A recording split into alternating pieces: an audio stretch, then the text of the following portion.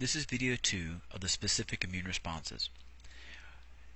In this video, we're going to go over the details of the cell-mediated immune response and the antibody-mediated immune response. When we left our story, our macrophage out on patrol had engulfed the pathogen, processed its antigen, and moved the antigen to its own surface and to make an MHC antigen complex. And now we have an antigen-presenting macrophage. This creation of the antigen MHC complex is important because helper T cells ignore MHC, as we would expect, but they also ignore antigens. So this helper T cell would go right past this bad guy, this pathogen, and ignore it, not recognize it. But when it sees the MHC antigen complex, it pays attention. This draws its attention. Cytotoxic T cells behave the same way. They ignore healthy body cells, and they ignore pathogens. We go right past, moving along. What it does recognize and pay special attention to is the MHC antigen complex, the combination. When the cytotoxic T cell binds to the MHC antigen complex, it gets primed. This priming allows it to recognize the specific antigen that it's looking for.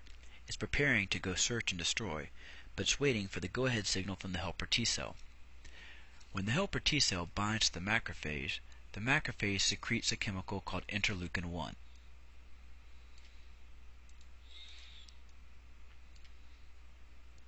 This chemical signal is the macrophage telling the helper T cell, "Look, there's been an invasion. I caught and killed one of the bad guys. This is the uniform to show you as proof." In response, the helper T cell secretes a different chemical called interleukin-2. Interleukin-2 is a call to arms.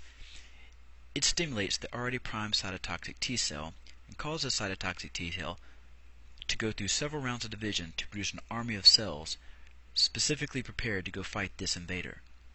This army of cells is then subdivided into two populations: effector cells, which are going to go out and do battle, and memory cells, which will be held in reserve to handle any later exposures to the same pathogen.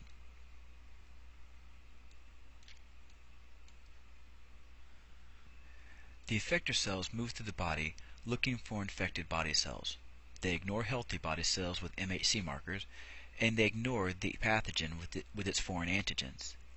What it's looking for is a body cell that has been infected. A body cell that has been infected will be an antigen-presenting cell. When the cytotoxic T cell sees an infected body cell, it goes into action. It will bind to the MHC antigen complex and release a chemical called perforins. In what's called a touch-kill response, the perforins punch holes in the infected cell, causing it to lyse, spilling out its contents, and thus preventing the spread of those pathogens further. So by sacrificing our own body cells, we're protecting the health of the healthy cells and of the individual in total. The cytotoxic T cell then moves on to find other cells to fight. This is why cytotoxic T cells are referred to as killer T cells. So let's do a quick recap. An antigen-presenting macrophage is recognized by helper T cells and cytotoxic T cells for its combination of MHC antigens and antigens on its surface. The cytotoxic T cell binds to the antigen-presenting cell and gets primed, getting ready to go out and do battle. The helper T cell binds to the macrophage. In response, the macrophage secretes interleukin-1, which signals the helper T cell. The helper T cell then secretes interleukin-2, which stimulates the cytotoxic T cell to go through massive divisions, producing an army of cells ready to go do battle. That army of cells is subdivided into two populations: memory cells and effector cells that will go out and do battle. The effector cells then move out looking for infected body cells. When they come across an infected body cell, they attach, recognizing that MHC antigen complex of the antigen-presenting infected body cell, secrete a chemical called perforins, which leads to lysis, the destruction of that cell. In doing so, we're reducing the spread of that pathogen throughout the body. After the battle is over, the level of effector cells drops. However, we retain some of the memory cells. This means that at a future time, if we're exposed to the same pathogen again, the response will be faster and greater, because we will be starting from a small army of cells already in place. And when we start to divide, we can create very quickly a much larger army of cells to respond. We don't have to start from scratch. This increased efficiency confers immunity. Now we have to back up and address the other side of the battle. While the cell-mediated immune response is taking care of the cells that have already been infected, the antibody-mediated immune response needs to handle those pathogens that have yet to infect cells. We need a bit of background on B cells. B cells are lymphocytes that have bound antibodies on their surface. There are many different varieties of B cells, all with slightly different versions of these shape-specific antibodies. These antibodies will match the shapes of specific antigens found on the surface of pathogens. When a B cell encounters a pathogen whose antigens match the shapes of its antibodies, it will engage. This engagement primes the B cell, preparing it to produce and secrete specifically shaped antibodies to match this antigen. It will produce massive quantities of these antibodies. All it needs and all it's waiting for is a signal from the helper T cell. The helper T cell needs to hear from a macrophage that there's been an invasion. So, that brings us back to the beginning of the story. A macrophage has engulfed and processed a pathogen, putting the antigen on display alongside its MHC marker, become an antigen-presenting macrophage. A helper T cell takes notice and binds to the macrophage. The macrophage secretes interleukin-1, and in response, the helper T cell secretes interleukin-2. This interleukin-2 acts as a signal to a B cell that's already been primed, having already interacted with the pathogen.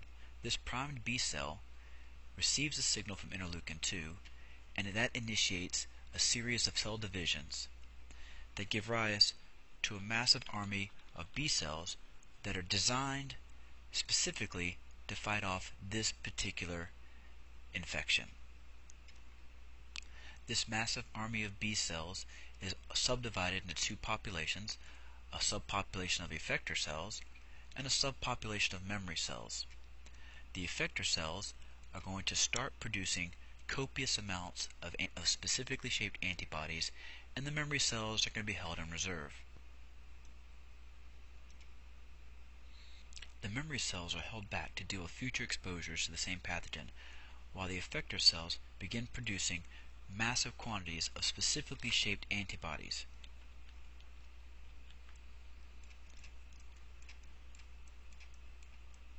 These antibodies are going to circulate in the blood and bind to the specific antigens on the pathogen that they're designed to bind to.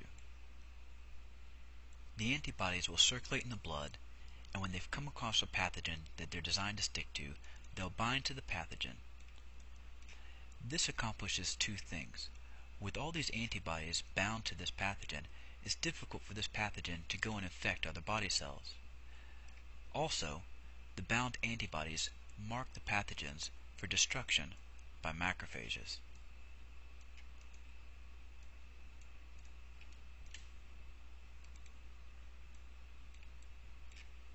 The final deed is done by the macrophage that comes in and engulfs the pathogen.